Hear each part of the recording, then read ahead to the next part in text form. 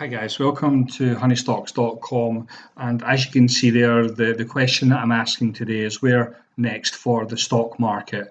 Now, as you probably know, the Fed have now announced changes with regards to interest rates.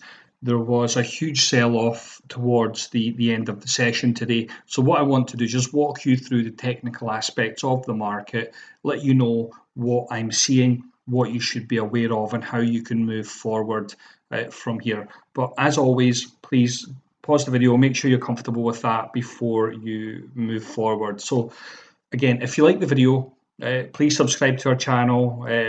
Tend to upload every week. Lots of trade ideas. Give it a like, thumbs up, comment, do all the good stuff. So obviously, as I just said, the Fed have made their announcement, and what does that mean for the charts on a technical level? So the first chart that I'm going to walk everybody through is the chart for the S&P 500 ETF SPY. Now, as we can see, it has obviously performed well this year. We've been in a very bullish uptrend. We've had some, dips. However, the drop that we've seen today was entirely predictable. Now, the reason for that is we have a bearish divergence, which means the momentum and price were not aligning. We were making higher highs with price, but the momentum is slowly declining. That's generally a little bit of a warning signal for us to just say, okay, let's be careful here. Let's get a little bit defensive. Now, obviously, with the Fed announcement today, we've seen a bit of a dip in the market. It looks like as the day has progressed, we found a little bit of support. Now, whether that support continues to hold is anybody's guess. I think what you have to do moving forward, especially when you take the broader market into context, because it's not just about your individual stock.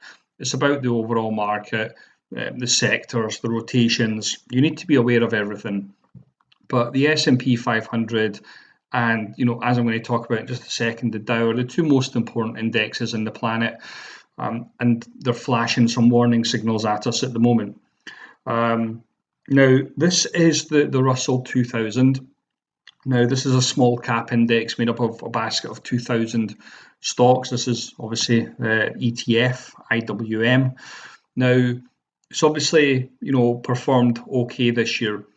We are threatening a breakout with the small caps. Now, that's going to be good news for, if you want to have exposure to a lot of the smaller cap stocks. But we also have to take it into context and use all the information available to us to determine whether or not we either want to be in the market or we want to be out the market. And, this makes up part of the decision-making process. So yes, we're breaking out in the Russell 2000 potentially, but that's set against the backdrop of the S&P 500, and as we can see here, this is the Dow. Obviously, very clear resistance level. It looks like what we've had today is we've come down to a logical area of support. It looks like we've got a bit of a bounce. So that's not a bad thing for the Dow. It's good that it's found support. It's obviously good that the Russell is looking like it might break out. But again, we just have to be mindful of momentum that is obviously declining within the overall market. And against that, we also have tech. Now, this is for the triple Q. This is an ETF for tech. And the issue again here, we've had a bit of a dip today. Looks like we've had a bit of an intraday bounce.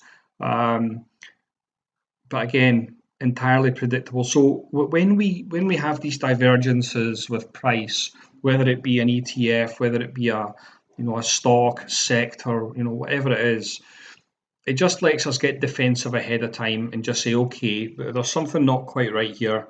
Let's just manage our risk a little bit, closer. Let's protect our profits, and let's not go, jumping into brand new positions, and let's not take unnecessary risk when we don't have to. So as I said, when we weigh up the individual charts here, there's a couple of positives, there's a couple of negatives. It's certainly a case at the moment that there are many other charts that I could walk you through that are flashing warning signals. However, I think it's time conducive to just talk about the four charts that I feel like are probably most of you will be aware of already. But yeah, just be very careful out there, guys. And if this is your first time coming across what I do, I'm Sam, and I am currently registered with the CMT Association. I'm studying towards my level 1 exam at the moment. And in my downtime, I run honeystocks.com trading school. Unlike every other guru out there, I actually like to publish every single trade idea that I post to my client group for complete and open transparency. So feel free to go in and check that out on our website. 2018 and 2019 are all published there. Every single trade that I have posted to my group is logged. So if you are struggling with trading, you might want to check out our website. I can't help everybody. There's only a certain amount of numbers that I take on at any one time. However, if you've got a career in a business and you're maybe trying to, fit your trading around a career, if you're wanting to maybe move away from day trading, if you want better consistency, if you want to learn and not just follow social media accounts or stock twits, Facebook, whatever your deal is, I can probably help you. And you just need to jump onto our website and click apply. So thank you very much for watching, and maybe I'll see you in the next video.